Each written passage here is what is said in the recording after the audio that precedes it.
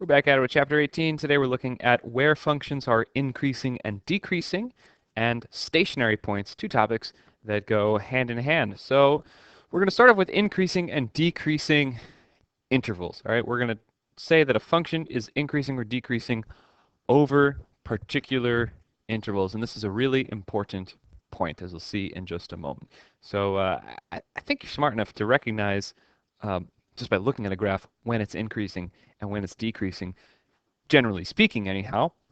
But here's the kicker. So in this example, x squared, it's decreasing from negative infinity to 0, but we include 0 in that. And it is increasing from 0 to infinity, and we include 0 in that as well. So from our perspective, this function is both increasing and decreasing at the point x equals 0. And that should sound strange. It sounds like I just contradicted myself, and I did. However, the contradiction was not when I said that it was both increasing and decreasing. The contradiction was when I said at the point x equals 0, because we only consider functions to be increasing or decreasing on intervals. We don't care about what happens at particular points. Now this is in conflict with the AP calculus perspective. AP calculus would say that this function is decreasing on the open interval from negative infinity to 0 and increasing on the open interval from 0 to infinity. We say that it's a closed interval, at least on the end with 0. Obviously it will be open on the negative or positive infinity. So these are two different mathematical perspectives. I feel like there's a TOK question buried in here somewhere, but we're not going to get into it in this video. Just know that if you happen to be taking both this course as well as preparing for the AP Calculus exam, your understanding of where functions are increasing and decreasing needs to be slightly tweaked as you transfer between the two courses. So where is this function increasing and decreasing? All right, we can tell just by looking at it, it's going to be increasing from negative infinity to negative 1, and then also again from 2 to positive infinity. And it's going to be decreasing from negative 1 to 2.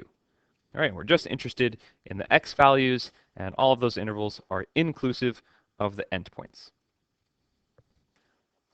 It's going to be very helpful to consider tracking this information of where functions are increasing and decreasing through the use of sign diagrams. Okay, we've seen this before for functions, where we considered where the function was above or below the x-axis, and now we're going to consider a sign diagram for the derivative of a function. And where the derivative is above or below the x-axis tells us where the original function is increasing or decreasing. Now I noticed this little disclaimer the book gave for most functions that we deal with in this course. This information in the blue box is true. And the only counterexample that I could come up with is if we had a function which was clearly increasing. So as we move to the right, the y values are always greater than the previous y values, but it's not actually differentiable at all those points. So this function I've just drawn here has a bunch of corners. So we could not say that the derivative was positive for, or greater than or equal to 0 for all of the x values, because at the corners the derivative would not exist, and so then that would break this if and only if statement. But for all the smooth functions, for all the differentiable functions that we deal with, if the function is increasing, then the derivative will be greater than or equal to 0. If the function is decreasing, the derivative will be less than or equal to 0. You may recall in a previous video I briefly displayed the Weierstrass function, which clearly was increasing and decreasing over particular intervals, but it was actually differentiable nowhere. Now as we go through these and we're coming up with these sign diagrams, we do need to be careful about where the original function does not exist, whether it be a vertical asymptote or otherwise. Later on in this chapter, when we really get into curve sketching without the use of technology, we will be drawing multiple sign diagrams for each question. We'll draw one for the original function, one for its first derivative, and one for its second derivative. And then we'll put all of these ideas together to get a very accurate idea of what the function should look like.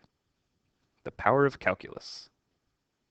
All right, now for these two, we're only going to look at a single sign diagram, that being for the first derivative, because These are both polynomial functions, so they're not going to be undefined for any x values.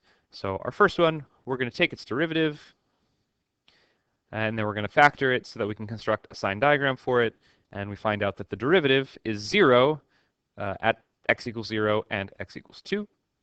And then we choose test points, choose any number less than 0, put it into this expression, you're going to get a negative. Any number in between 0 and 2, put it in here, you're going to get a positive. Any number bigger than 2, put it in, you're going to get a negative. Therefore, we can say that our function is decreasing for all of these values and all of these values, and it's increasing in between. And we do the same thing for the second one. And over here we do have some pictures generated with technology, but there's no need for that. We should be able to do all of this by hand.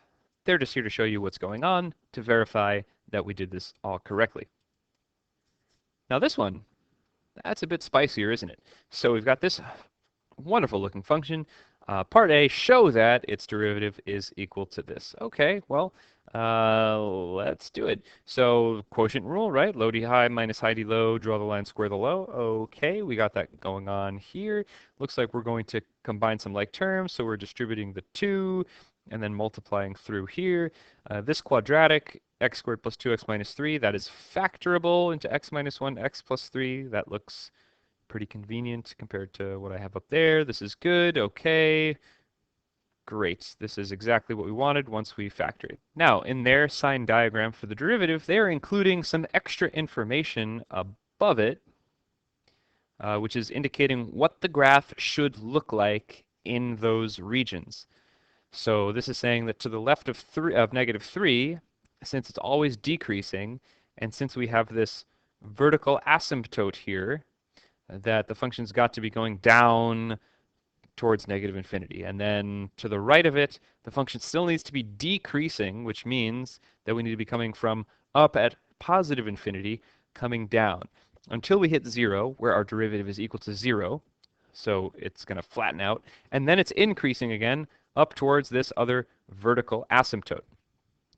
Okay, and then to the right of that, it's increasing again, so we need to be coming from down at negative infinity, up, up, up, up, up, until we hit 3, where the derivative is 0, and then it is decreasing again. It's not at all necessary to draw these in. You can do it if it helps you. Personally, I always felt comfortable enough working this out in my head. But either way, we don't really care about this too much right now, because we're not trying to sketch the function, at least not yet. So I'm actually not sure why the book included this information at this point in time, but whatever. Anyway, now where is the function increasing and decreasing? Clearly, it's going to be decreasing wherever the derivative is negative, and it's going to be increasing otherwise. But we need to consider the intervals. So we're not going to include -3 or 1, but we are going to include 0 and 3 into all of our answers. And you can compare now the shapes that we saw here with those that we saw from our calculator display. The first two look pretty accurate. The third one doesn't look exactly like what we see here, but remember, just because it's decreasing doesn't mean that it's decreasing down towards negative infinity. So what we actually have here, as we go out to the right, it is a horizontal asymptote. The function is decreasing forever and ever and ever. It's just getting closer and closer and closer to 0.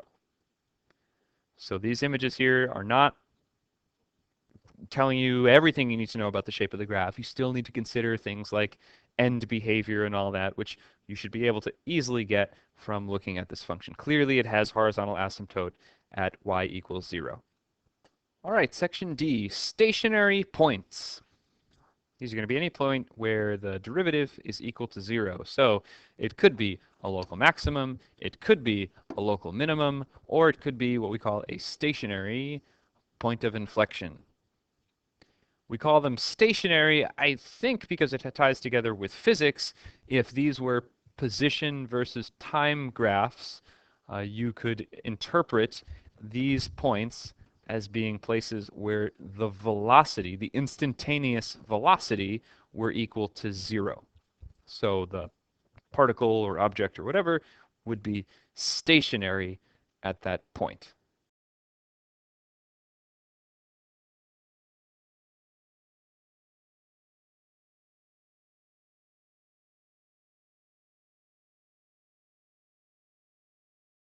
All right, so there are two different types of maxima and minima that we need to be familiar with. First, we've got global maxima and minima. These are the absolute highest or lowest points on a graph over its entire domain. In fact, there's even two different names for these. You could say global maxima or minima, or you could say absolute maxima or minima. They mean the same thing. And then we also have what's called a local maximum or minimum, which is also called a relative max or min. If we look in a very local area, what is the highest and lowest point that we see there? So any place where a graph happens to change direction is going to be a local max or a local min. And there can be many, many, many local maxima and local minima. There's only one global maximum or global minimum, however. Well, I suppose there could be two if they had the exact same y value, but that's not likely to come up in an exam question because that would be kind of ambiguous, and I don't know. I don't really see them trying to trick children in that way. They're going to try to trick you in other ways, but I don't think they're going to try to trick you in that way. Anyway, sometimes these two happen to be the same. So a local max or min could also be the global max or min, like with x squared and many other examples. Okay, these are our stationary points of inflection. Inflection, by the way, I don't know why they didn't note this earlier. Spelled the American way, spelled the British way. I don't care how you spell it. But as we've noted previously, that's going to tell us where the curve changes its shape. So it's bending here clockwise, and then it's bending here counterclockwise. So it's easy to tell by looking at the graph whether a stationary point is a max or a min or a point of inflection. But how can we tell without the graph? Well, it all comes down to sign diagrams. At a maximum, the sign diagram for the derivative is going to change from positive to negative. At a minimum, it'll change from negative to positive, and at a stationary point of inflection, it won't change sign. It'll either stay positive, positive, or negative, negative. So these are the types of things that we need to be on the lookout for when we're drawing our sign diagram of f prime. It will tell us whether we have a max or a min or a point of inflection. Okay, so here we're going to find all the stationary points. So we're going to take the derivative, set it equal to 0. This is a cubic function, so that'll be easy. And then we're going to classify all of them. So we're going to state whether each one is a max or a min or a point of inflection. Okay, so we take the derivative, we factor, we draw a sign diagram.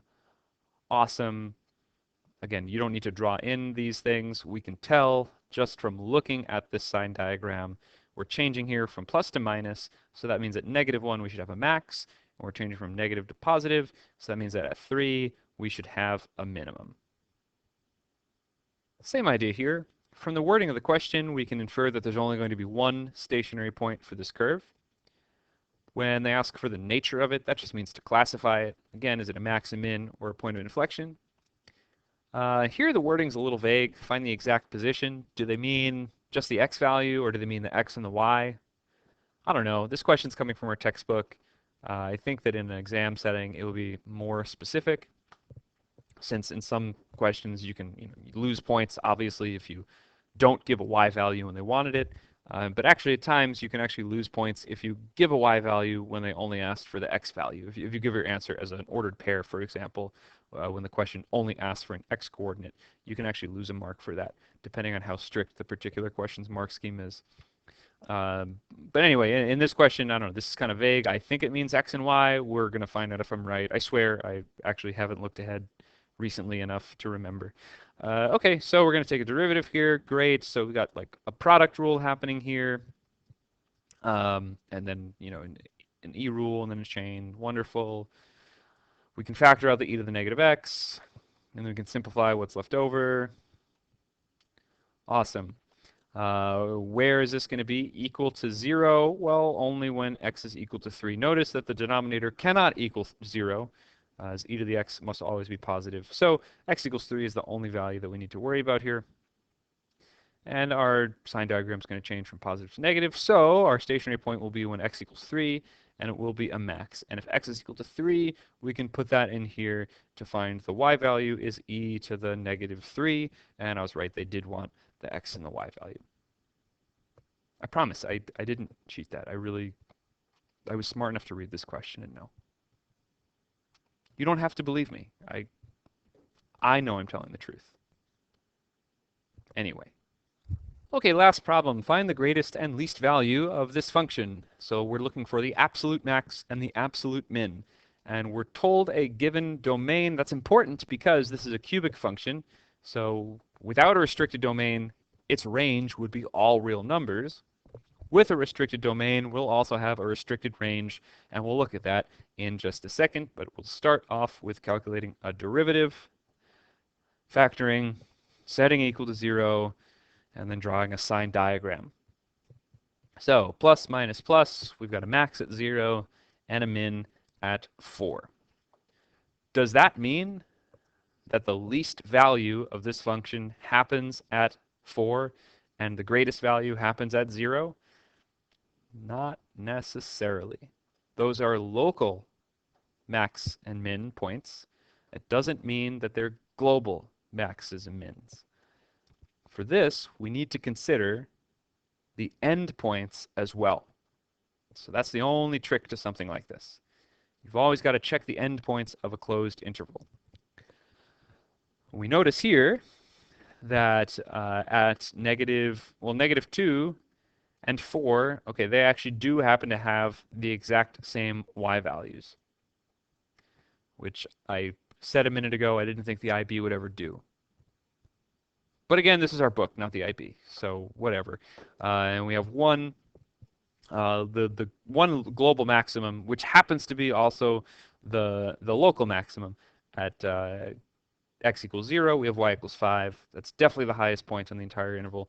But you can imagine, had we changed this endpoint, if it hadn't been negative 2, if it had been negative 3, say, then this function would have continued going down, and then we would have had a global minimum that was actually lower than our local minimum. So that's why we need to check the endpoints for any problems like this. Had the interval been an open one, had we had negative 2 less than x, less than 5, this makes things much more interesting, especially if it had been, let's say, negative 3 less than x, less than 5, because then there actually would not have been a global minimum, say, because we'd get lower and lower and lower, and we'd have like a right-handed limit for what the minimum would be, but there actually would not have been a minimum value. Again, I don't think the IB is going to ask a question like that, but it's something interesting to think about. That's pretty much the end of what we're discussing today. One final note, however, again, just for those of you studying for the AP Calculus exam, if you're searching for a minimum or a maximum, you can't just identify where the first derivative is equal to 0. You have to also consider where the first derivative does not exist. For example, if we had y equals absolute value of x, we know we're going to have a graph that looks something like that. Clearly, there's a local minimum when x is equal to 0, but the derivative doesn't exist there. Anyway, it's just the same idea. You just, within your sign diagrams, you really need to consider where the derivative doesn't exist, not just where it's equal to 0. This is something that the IB has chosen not to focus on, but the AP definitely does. So for our purposes, at least in terms of exam preparation, we won't have to worry about any functions that are not differentiable on their entire domains, although no promises for what I decide to throw at you in class. You know, let's have fun and do some math.